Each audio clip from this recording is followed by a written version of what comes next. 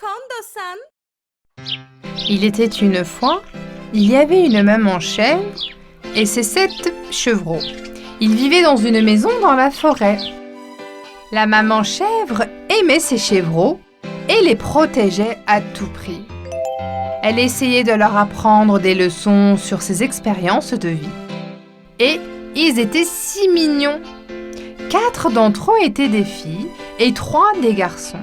Un jour, maman chèvre voulait aller au marché pour vendre le beurre qu'elle avait fabriqué, mais elle avait laissé ses chevreaux seuls à la maison. Mes chers, je vais au marché. N'osez pas ouvrir la porte à des étrangers. Faites attention. D'accord, maman. Quand tu viendras, montre-nous tes pieds.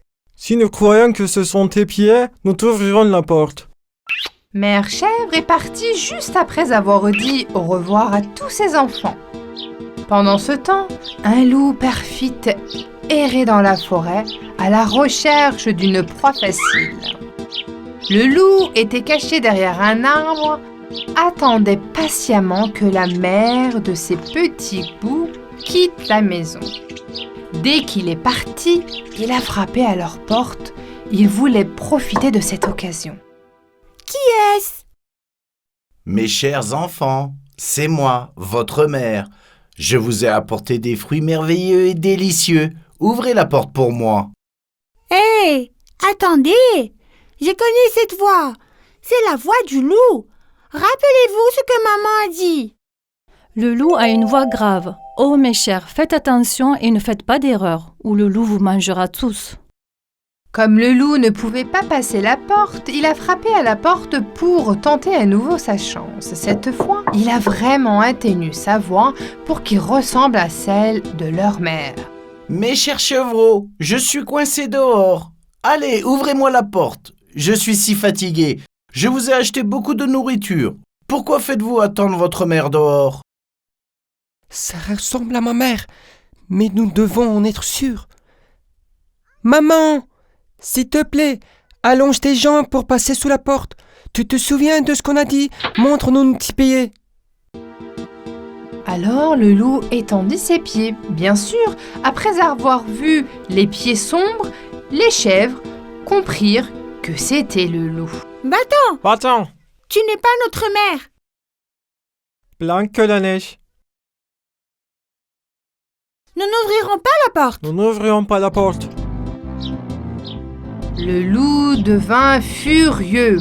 Il alla à la boulangerie et acheta un sac de farine. Il revint à la porte des enfants et courut ses pieds de farine. Ça devrait marcher maintenant. Je vais attraper les chevreaux. Vous, chevreaux, vous ne pouvez pas m'échapper. Mais le loup avait oublié une chose. Les petites chèvres étaient très intelligentes. Terrifiées par le loup qui rôdait constamment devant leur porte, elles ont imaginé un plan. Mes frères et sœurs, j'ai un pressentiment. Je pense que ce loup ne va pas se laisser faire facilement et qu'il va essayer de nous tromper. Si ce loup rusé vient encore à notre porte, même si nous voyons des pattes blanches, nous regarderons sous la porte. Si c'est bien notre mère, nous reconnaîtrons son odeur, même derrière la porte. Les chevreaux se rassemblèrent et se murmurèrent le plan les uns aux autres. Ils avaient tous une tâche différente. Avec joie, le loup frappa à nouveau à la porte, les pieds blancs comme neige et couverts de farine. Cette fois, il était tellement sûr de pouvoir tromper les chevreaux. Les enfants, venez, je suis votre mère. Regardez ce que je vous ai acheté. Si vous ouvrez la porte, j'ai un cadeau pour vous tous. Voici mes pieds blancs comme neige. Regardez sous la porte. Vous avez vu? Vous avez vu mes pieds blancs comme neige? Quand les chevrons ont regardé attentivement les pieds, ils ont réalisé qu'ils étaient bien trop grands pour être ceux de leur mère. Oui, ils sont blancs, mais ils sont énormes. Les enfants, c'est encore le loup, pas notre mère. Allez, exécutons notre plan. D'accord, maman, je vais ouvrir la porte tout de suite. Comme prévu, chacun se cacha dans un endroit différent. L'un d'entre eux s'est caché sous la couverture, un sous le lit, un dans un placard, un dans le four et un autre derrière les rideaux. Et les uns d'entre eux étalaient sur le toit. Sa tâche était là-haut. Leur plan se mettait parfaitement en place. Enfin, la petite chèvre qui savait que le moment était venu tira lentement sur la ficelle qu'elle avait attachée à la porte intérieure de la vieille grosse horloge du salon où elle était cachée et la porte s'ouvrit. La porte est ouverte, maman. Tu peux entrer maintenant. Le loup qui entra dans la maison fut choqué de la trouver vide. Il ne pouvait voir aucun chevreau nulle part. Soudain, il remarqua que quelque chose bougeait sous la couverture. Le loup s'y dirigea lentement en tentant les mains. Il a soulevé la couverture. Je t'ai eu, petit. Pensais-tu pouvoir me tromper? Personne ne peut m'échapper. La grande sœur était celle qui trouvait sous la couverture. Dans sa main se trouvait une bouteille de poivre rouge épicé. Elle a tout jeté au visage du loup. Et le chevreau sous le lit a versé la bouteille de l'huile sur le pied de loup. Il avait de l'huile partout. Le visage, la bouche, le nez, les yeux du loup étaient brûlants. Il ne pouvait pas se tenir debout sur le sol glissant et il est tombé à plat sur le sol. Tout couvert d'huile, le loup roulait sans cesse vers la porte en essayant de s'échapper. Au secours! Au secours! Je brûle! Je brûle! Il n'y a personne pour m'aider? Mes yeux brûlent! Je ne vois plus rien! Le petit, caché dans la vieille horloge, a sorti sa tête et d'une voix rauque. Attrapez ce loup perfide et punissez-le. Il devrait savoir ce que cela signifie d'essayer de nous tromper. En tentant cela, tous les autres se mirent à lancer les tomates qu'il avait stockées dans le salon depuis le congélateur. Et aussi les billes avec lesquelles il jouait vers le loup qui ne pouvait pas courir sur le sol glissant. Le chevreau, sur le toit, a jeté un seau d'eau froide sur la tête du loup qui arrivait à peine de sortir par la porte. Le loup a couru pour sauver sa vie aussi vite qu'il le pouvait. Je ne viendrai plus jamais dans cette maison. J'ai été brûlé par les poivrons qu'ils m'ont jetés. J'ai gelé à cause de l'eau froide et je suis couvert de tomates. Je suis une tomate congelée. Si j'avais réfléchi pendant 40 ans, je n'aurais jamais pensé que ces petits chevreaux pouvaient me tromper. Je suis devenu très vieux. Soit ces chevreaux sont vraiment très malins. Vers le soir, la mère chèvre revint du marché. Elle avait acheté à ses chevreaux beaucoup de fruits et de légumes pour qu'ils soient en bonne santé. Chacune d'entre eux aimait un fruit différent. La mère n'en a oublié aucun et les choisit avec soin.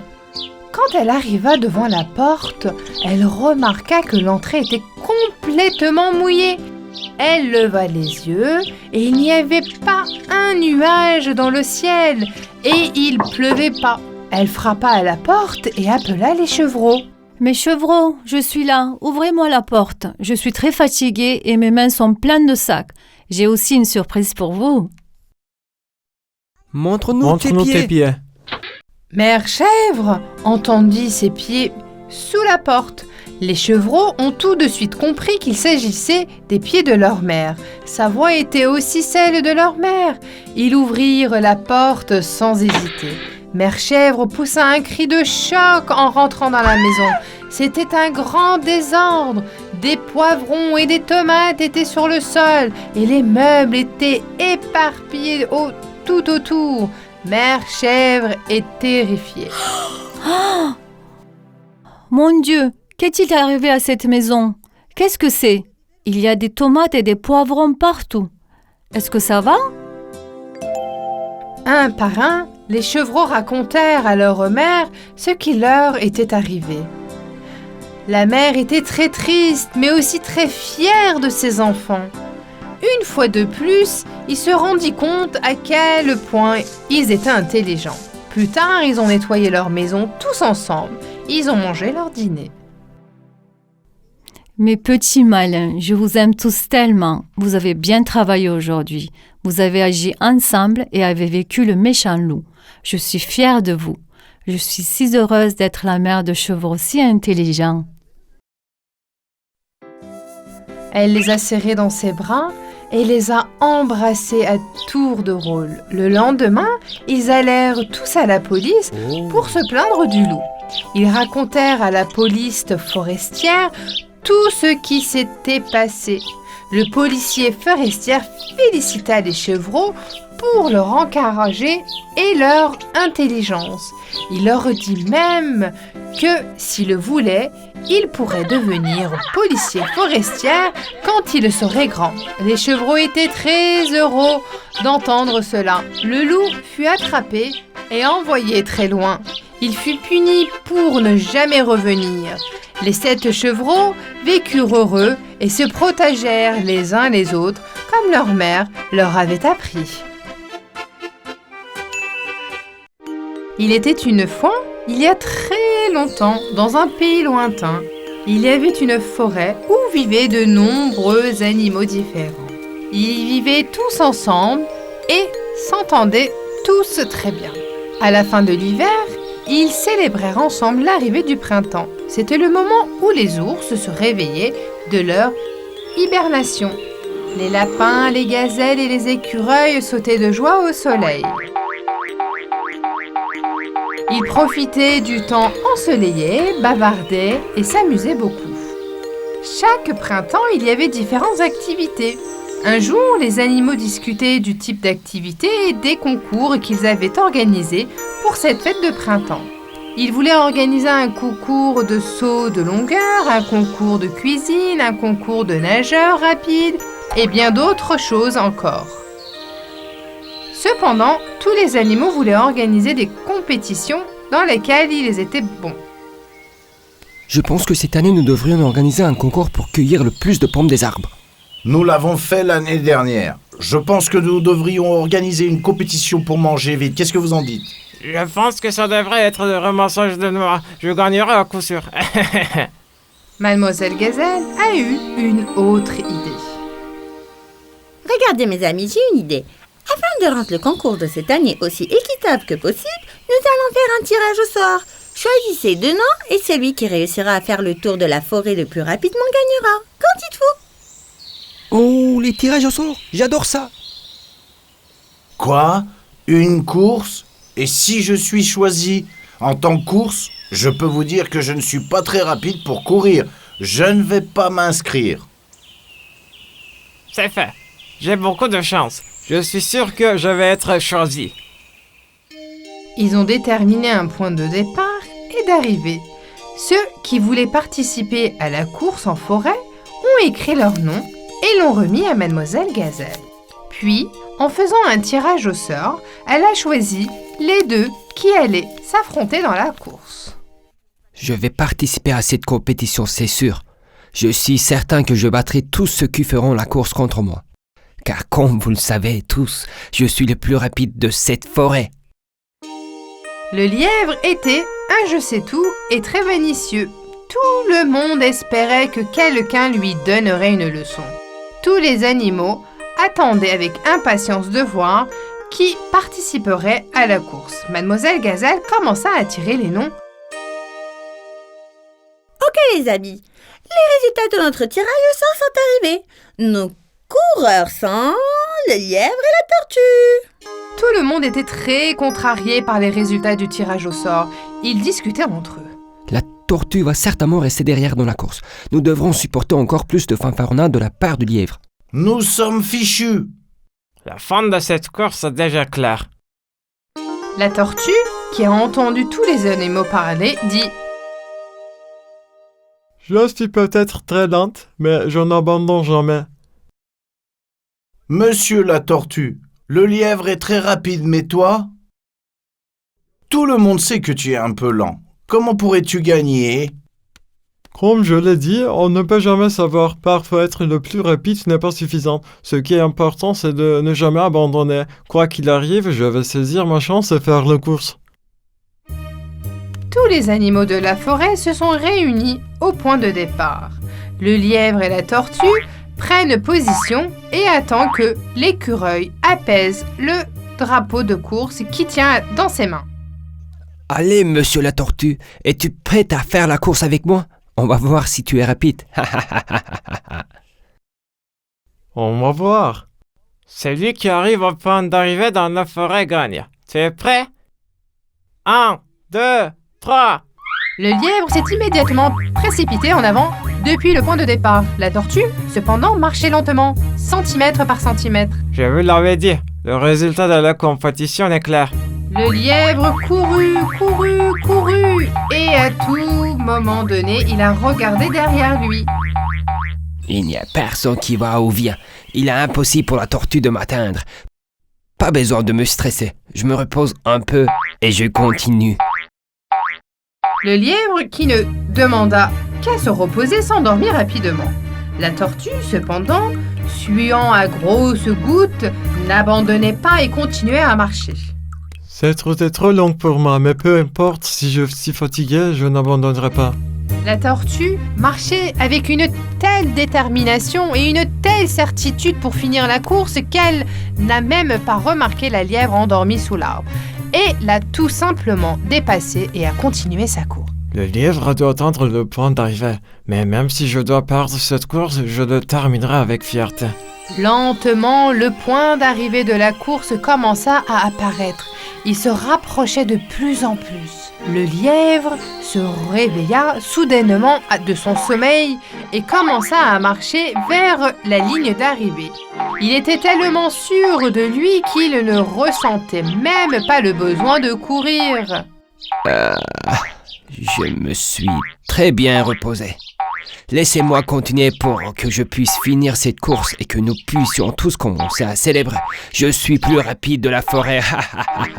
Après avoir marché pendant un certain temps, il a commencé à voir la ligne d'arrivée au loin. Mais qu'est-ce que c'était? Des applaudissements et des encouragements. Il était sous le choc. Bravo, bravo, vous avez gagné. Tu as donné une bonne leçon au lièvre, monsieur Tortue. Bien joué, mon pote. Tous les animaux se rassemblaient autour de la tortue qui a franchi la ligne d'arrivée. Le lièvre s'avance vers eux, honteux de lui-même. Il n'avait plus cette attitude de « je ne sais tout » ou de vanité qu'il avait tout l'habitude de voir. Mais, comment? Vous ne devez jamais vous voir au-dessus des autres. Travailler dur et être déterminé est toujours la meilleure façon d'avancer. Oui, je pense que vous avez raison, monsieur Tortue. Je te dénigrais et je me suis trop fait confiance. Je te félicite. Le lièvre ne dit plus jamais qu'il était le plus rapide. La tortue, lui, avait donné une très bonne leçon. Et tous les animaux de la forêt vivaient ensemble dans l'harmonie, la paix, le bonheur, comme toujours.